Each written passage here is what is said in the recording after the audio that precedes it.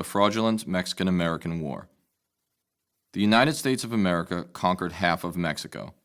There isn't any way around that fact. The regions of the U.S. most affected by illegal immigration, California, Arizona, New Mexico, and Texas, were once part of the Republic of Mexico. They would have remained so if not for the Mexican-American War, 1846 to 1848. Those are the facts, but they hardly tell the story. Few Americans know much about this war, rarely question U.S. motives in the conflict, and certainly never consider that much of America's land, from sea to shining sea, was conquered. Many readers will dispute this interpretation. Conquest is the natural order of the world, the inevitable outgrowth of clashing civilizations, they will insist. Perhaps, but if true, where does the conquest end, and how can the U.S. proudly celebrate its defense of Europe against the invasions by Germany and the Soviet Union? This line of militaristic reasoning, one held by many senior conservative policymakers even today, rests on the slipperiest of slopes. Certainly nations, like individuals, must adhere to a certain moral code, a social contract of behavior. In the mid-19th century, American politicians and soldiers manufactured a war with Mexico, sold it to the public, and then proceeded to conquer their southern neighbor. They were motivated by dreams of cheap farmland, California ports, and the expansion of the cotton economy along with its peculiar partner, the institution of slavery. Our forebears succeeded, and they won an empire. In the process, they lost something far more valuable in the moral realm. Remember the Alamo, Texas, and the road to war. We all know the comforting tale. It has been depicted in countless Hollywood films, starring the likes of John Wayne, Alec Baldwin, and Billy Bob Thornton. Remember the Alamo. It remains a potent battle cry, especially in Texas, but also across the American continent. In the comforting tale, a couple hundred Texans, fighting for their freedom against the dictator's numerically superior force, lost a battle but won a war, inflicting such losses that Mexico's defeat became inevitable. Never, in this telling, is the word slavery or the term illegal immigration mentioned. There is no room in the legend for critical thinking or fresh analysis. But since the independence and acquisition of Texas caused the Mexican-American War, we must dig deeper and reveal the messy truth. Until 1836, Texas was a distant northern province of the new Mexican Republic, a republic that had only recently won its independence from the Spanish Empire in 1821. The territory was full of hostile Indian tribes and a few thousand mestizos and Spaniards.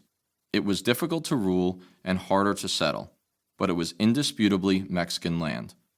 Only, Americans had long had their eyes on Texas. Some argued that it was included, it wasn't, in the Louisiana Purchase, and Old Hickory himself, Andrew Jackson, wanted it badly. Indeed, his dear friend and protege, Sam Houston, would later fight the Mexicans and preside as a president of the nascent Texan Republic. 32 years before the Texan Revolution of Anglo settlers against the Mexican government, in 1803, Thomas Jefferson had even declared the Spanish borderlands are ours the first moment war is forced upon us. Jefferson was prescient, but only partly correct. War would come, in Texas in fact, but it would not be forced upon the American settlers. Others besides politicians coveted Texas. In 1819, a filibusterer, one who leads unsanctioned adventures to conquer foreign lands, an American named James Long, led an illegal invasion and tried but failed to establish an Anglo republic in Texas. Then, in 1821, Mexico's brand new government made what proved to be a fatal mistake. It opened the borders to legal American immigration. It did so to develop the land and create a buffer against the powerful Comanche tribe of West Texas, but stipulated the Anglos must declare loyalty to Mexico and convert to Catholicism. The Mexicans should have known better. The Mexican Republic abolished slavery in 1829, more than 3 decades before its enlightened northern neighbor. Unfortunately, nearly all the Anglo settlers, who were by now flooding into the province, hailed from the slaveholding American South and had brought along many chattel slaves. By 1830, there were 20,000 American settlers and 2,000 slaves, compared with just 5,000 Mexican inhabitants. The settlers never intended to follow Mexican law or free their slaves, and so they didn't. Not really, anyway. Most officially freed their black slaves and immediately forced them to sign a lifelong indentured servitude contract. It was simply American slavery by another name. After Santa Anna, Antonio de Padua Maria Severino Lopez de Santa Anna y Perez de Lebrón, an authoritarian but populist president, seized power. His centralizing instincts and attempts to enforce Mexican policies, such as conversion to Catholicism and the ban on slavery, led the pro-autonomy Federalists in Texas, most of whom were Americans, to rebel. It was 1835, and by then there were even more Americans in Texas, 35,000 in fact, outnumbering the Hispanics nearly 10-1. Many of the new settlers had broken the law, entering Texas after Santa Anna had ordered the border closed, as was his sovereign right to do. What followed was a political, racial, and religious war pitting white supremacist Protestant Anglos against a centralizing Mexican republic led by a would-be despot. The Texan War of Independence, 1835 to 1836, was largely fought with American money, American volunteers, and American arms, even then a prolific resource in the United States. The war was never truly limited to Texas, Tejanos, or Mexican provincial politics. It was what we now call a proxy war for land waged between the U.S. and the Mexican Republic. Furthermore, though Santa Anna was authoritarian, certain Texans saw him as their best hope for freedom. As Santa Anna's army marched north, many slaves along the Brazos River saw an opportunity and rebelled. Most were killed, some captured, and later hanged.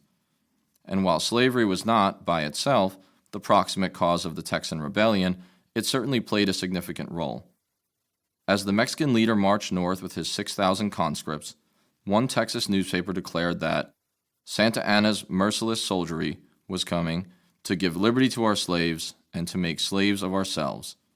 So once again, as in America's earlier revolution against Britain, white Americans clamored about their own liberty and feared to death that the same might be granted to their slaves. When Santa Anna's army was eventually defeated, the Mexican retreat gathered numbers as many slave escapees and fearful Hispanics sought their own version of freedom south of the Anglo settlements. Surely the most evocative image of the Texas War of Independence was the heroic stand of 180 Texans at the Alamo. Alamo has entered the American lexicon as a term for any hopeless yet gallant stand. And no doubt the outnumbered defenders demonstrated courage in their doomed stand. The slightly less than 200 defenders were led by a 26-year-old failed lawyer named William Barrett Travis and included the famed frontiersman Davy Crockett, a former Whig member of the U.S. House of Representatives. All would be killed. Still, the battle wasn't as one-sided or important as the mythos would have it. The defenders actually held one of the strongest fortifications in the Southwest, had more cannons than the attackers, and superior cannons, and were armed mainly with rifles that far outranged the outdated Mexican muskets. Additionally, the Mexicans were mostly underfed, undersupplied conscripts who often had been forced to enlist and had marched north some 1,000 miles into a difficult fight. Despite inflicting disproportionate casualties on the Mexicans, the stand at the Alamo delayed Santa Anna by only 4 days. Furthermore, despite the prevalent last stand imagery, at least 7 defenders, according to credible Mexican accounts long ignored, probably including Crockett himself, surrendered and were executed. None of this detracts from the courage of any man defending a position when outnumbered at least 10-1, but the diligent historian must reframe the battle. The men inside the Alamo walls were pro-slavery insurgents. As applied to them, Texan, in any real sense, is a misnomer. 2/3 were recent arrivals from the United States and never intended to submit to sovereign Mexican authority.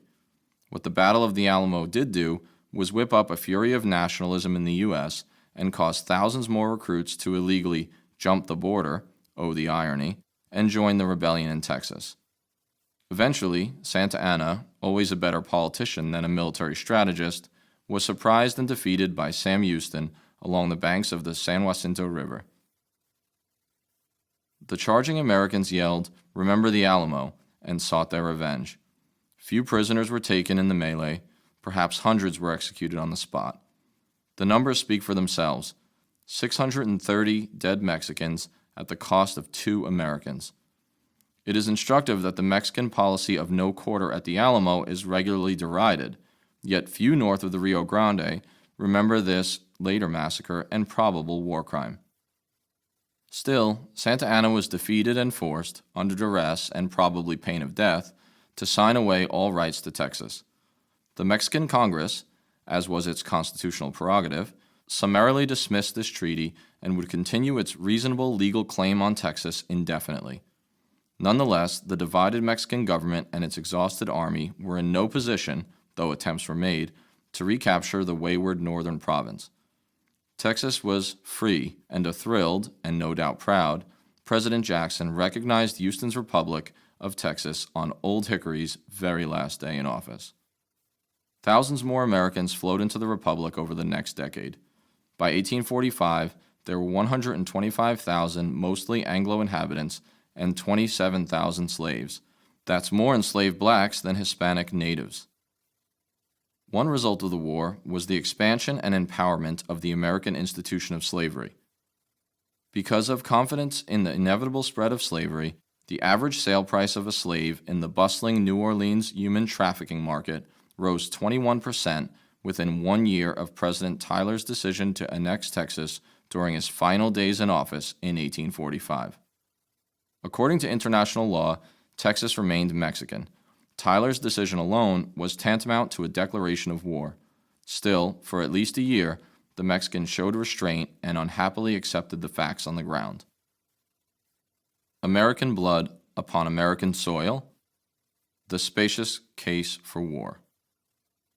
It took an even greater provocation to kick off a major interstate war between America and Mexico. And that provocation came. In 1844, in one of the more consequential elections in U.S. history, a Jackson loyalist and slaveholder, James K. Polk, defeated the indefatigable Whig candidate Henry Clay. Clay preferred restraint with respect to Texas and Mexico.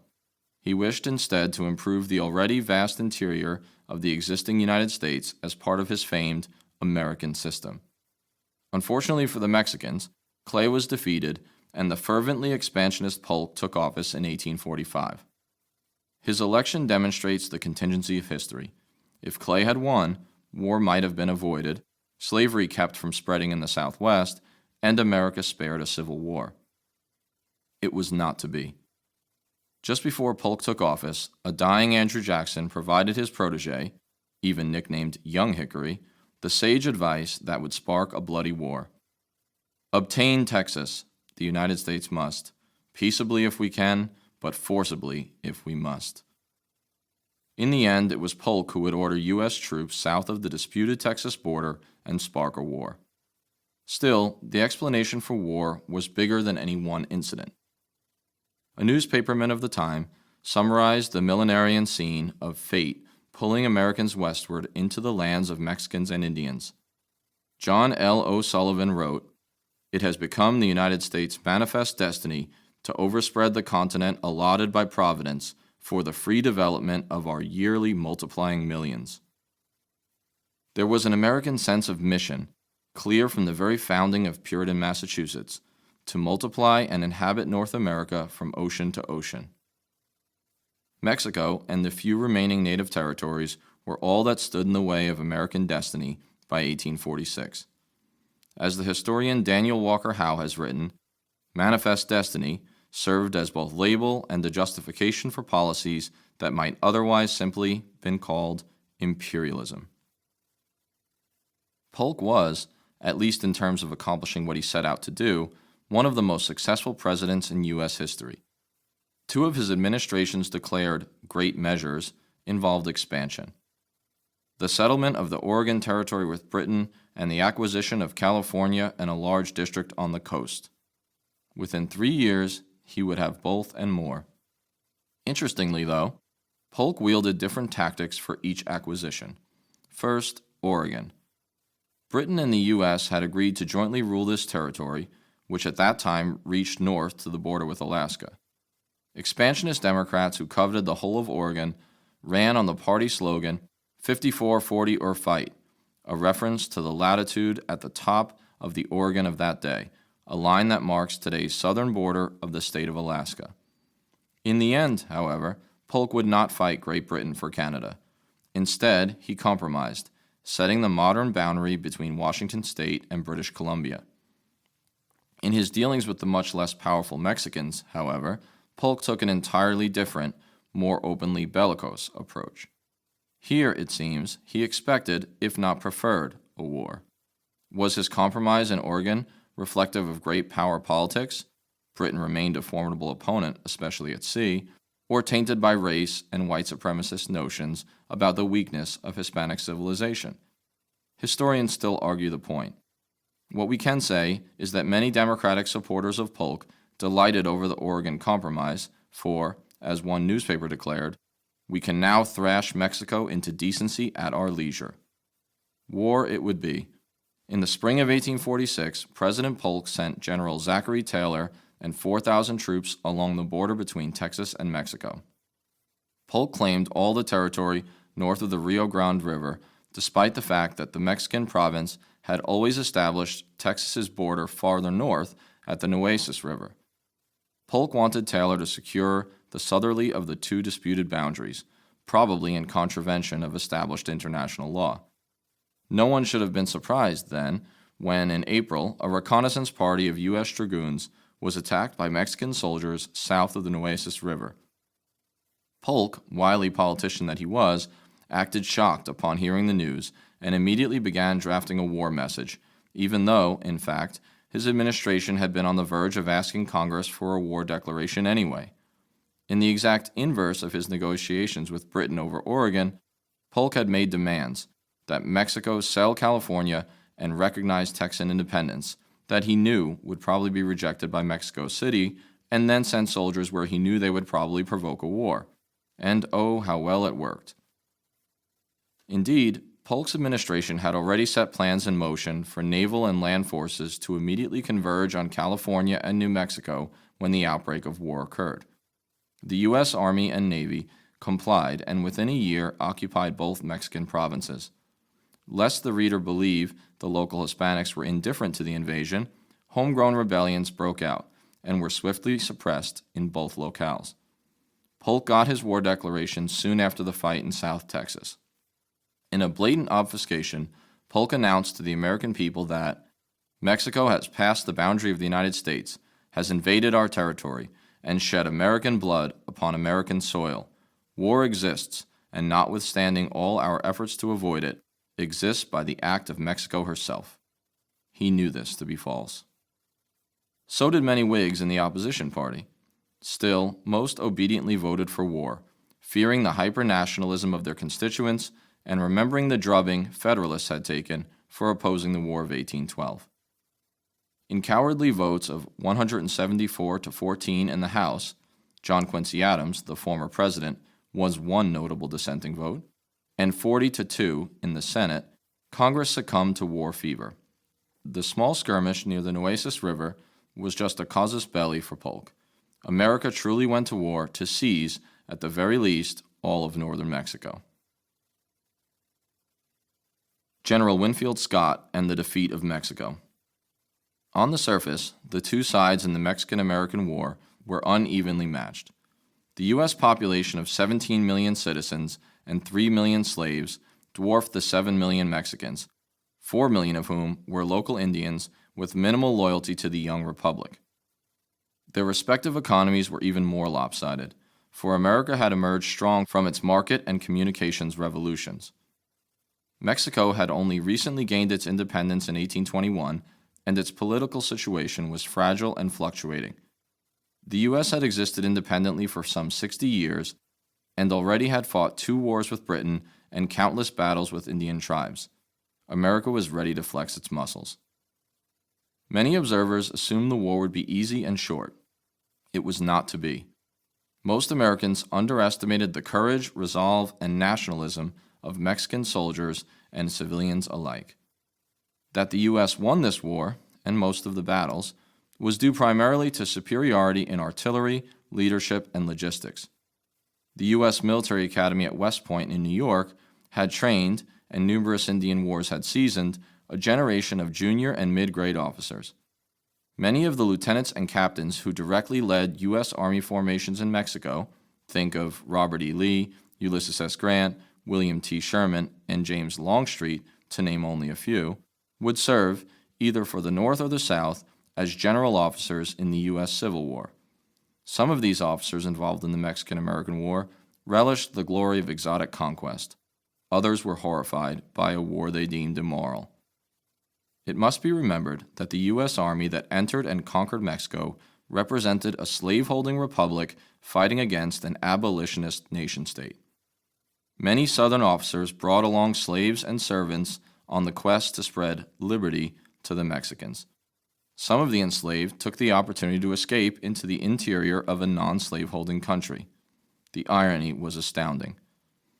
President Polk's army was also highly politicized during the conflict. While the existing regular army officers tended to be Whigs in favor of internal improvements and centralized finance to the benefit of the military, all 13 generals that Polk appointed were avowed partisan Democrats. Polk's biggest fear, which would indeed come to fruition in the election of General Zachary Taylor as president in 1848, was that a Whiggish hero from the war he began would best his party for the presidency.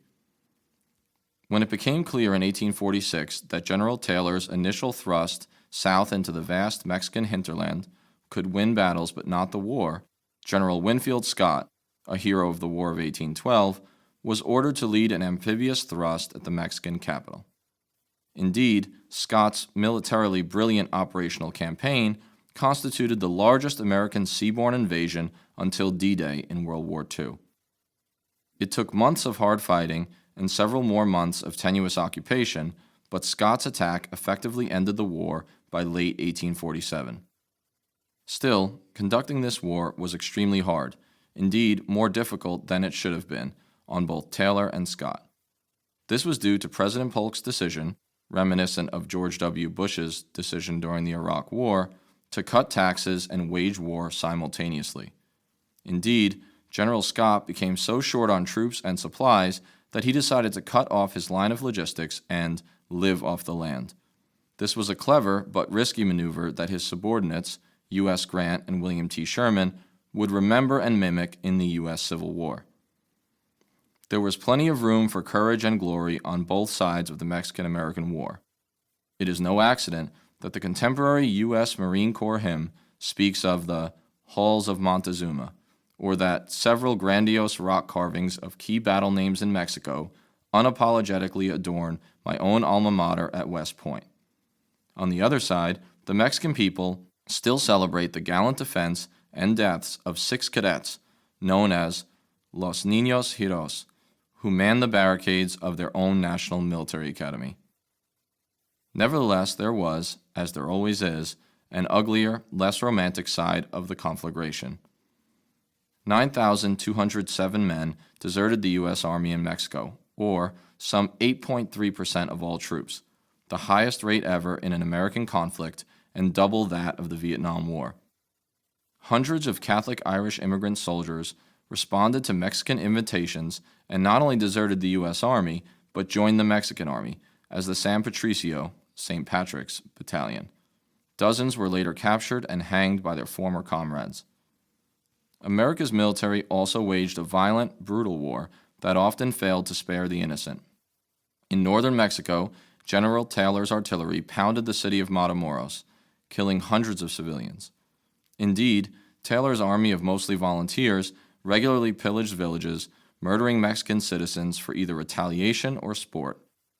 Many regular army officers decried the behavior of these volunteers, and one officer wrote, "The majority of the volunteers sent here are a disgrace to the nation. Think of one of them shooting a woman while washing on the banks of the river, merely to test his rifle. Another tore forcibly from a Mexican woman the rings from her ears."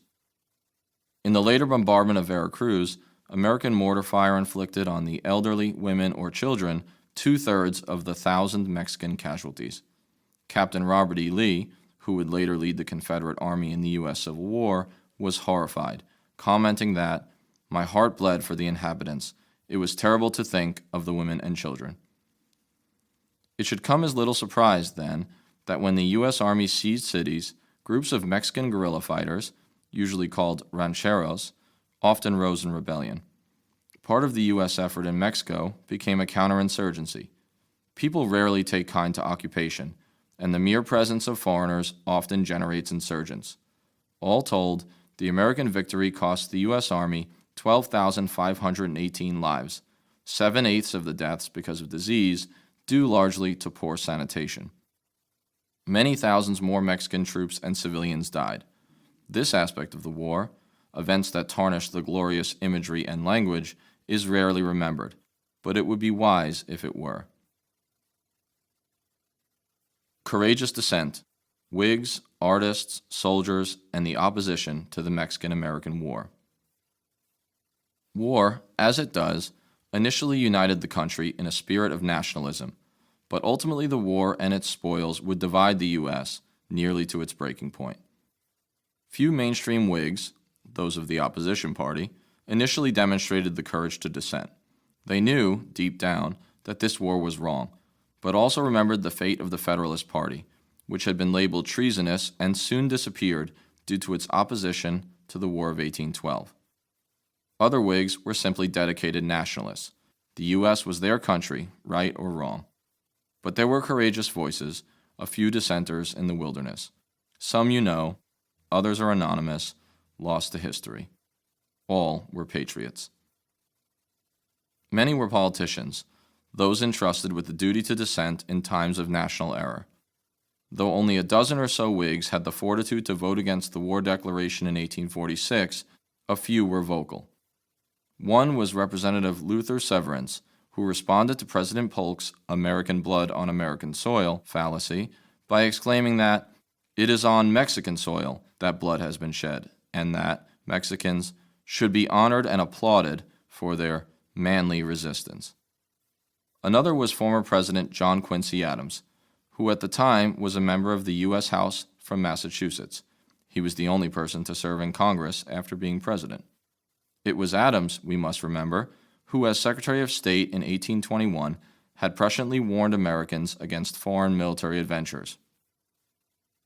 "But America goes not abroad in search of monsters to destroy," he wrote, "for, were she to do so, the fundamental maxims of her policy would insensibly change from liberty to force. She might become the dictatress of the world."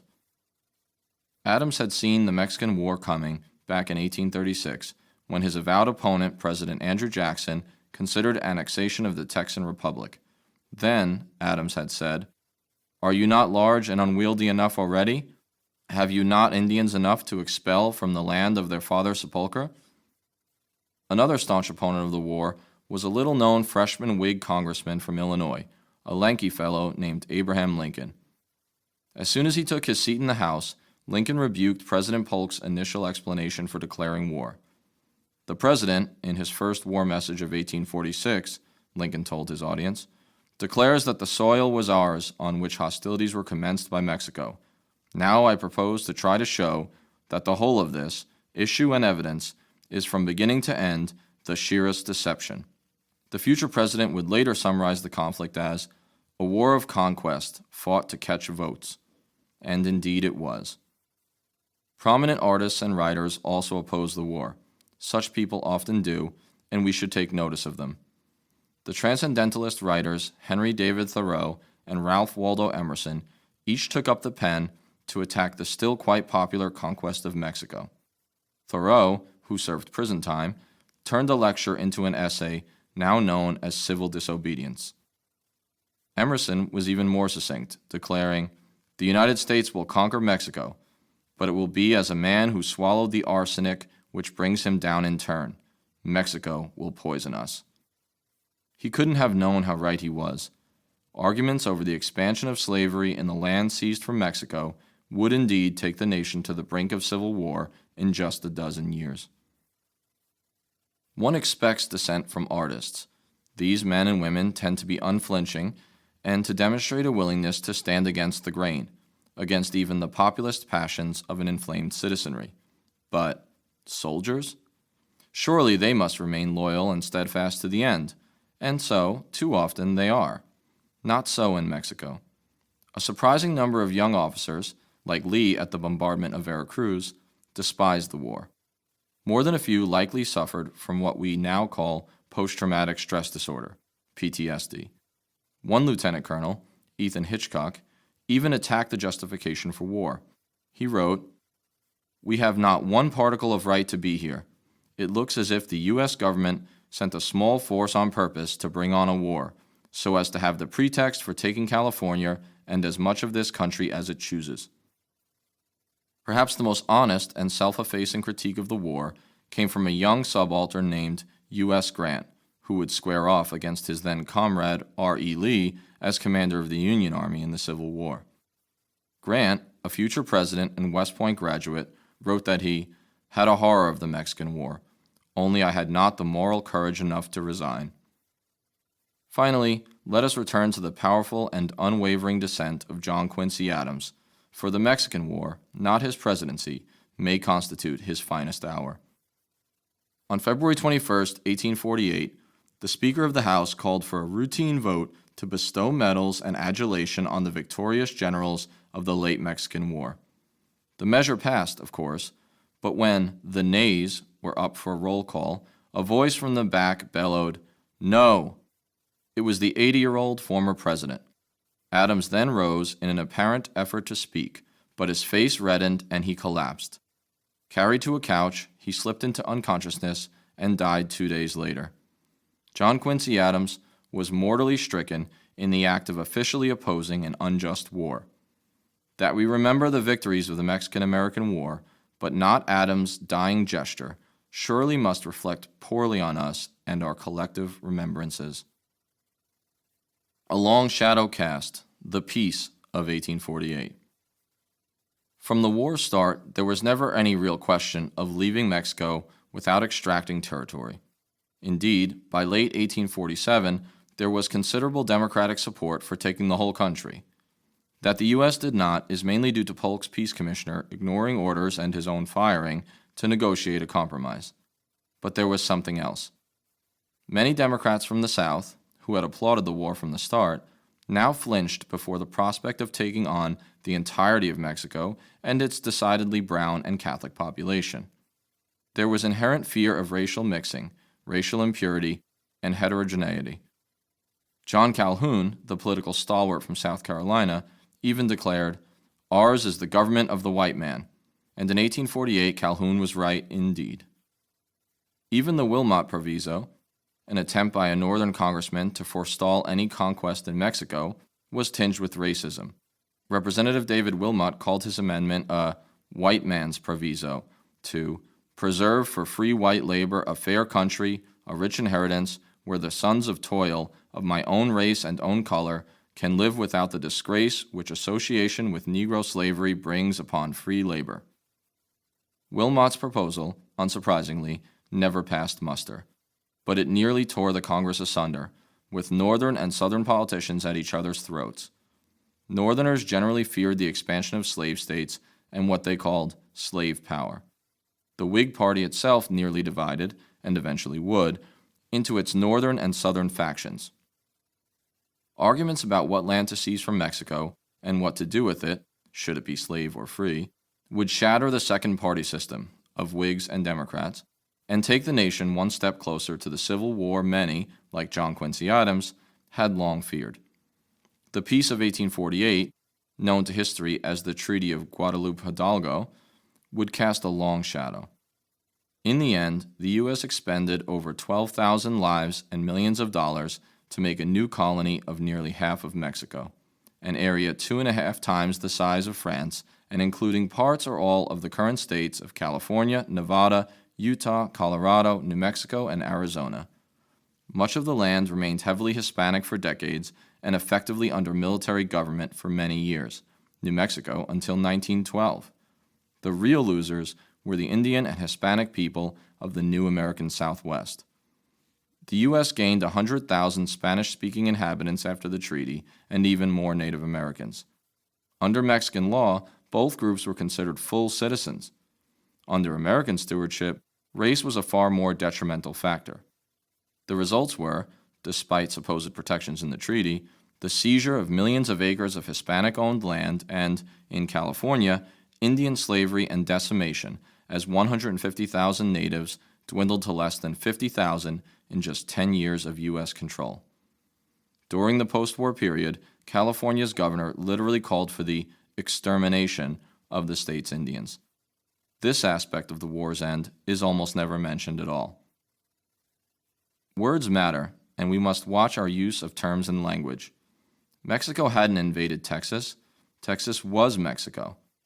Polk manufactured a war to expand slavery westward and increase pro-slavery political power in the Senate. Was, then, America an empire in 1848? Is it today? And why does the very term empire make us so uncomfortable? So what, then, are readers to make of this mostly forgotten war? Perhaps this much. It was as unnecessary as it was unjust. Nearly all Democrats supported it, and most Whigs simply acquiesced. Others, however, knew the war to be wrong and said so at the time. Through an ethical lens, the real heroes of the Mexican-American War weren't Generals Taylor and Scott, but rather artists such as Henry David Thoreau, a former president, John Quincy Adams, and Abraham Lincoln, then an obscure, young Illinois politician. There are many kinds of courage, and the physical sort shouldn't necessarily predominate. In this view, the moral view, protest is patriotic. Let me challenge you to think on this. Our democracy was undoubtedly achieved through undemocratic means, through conquest and colonization. Mexicans were just some of the victims, and, today, in the American Southwest, tens of millions of U.S. citizens reside, in point of fact, upon occupied territory.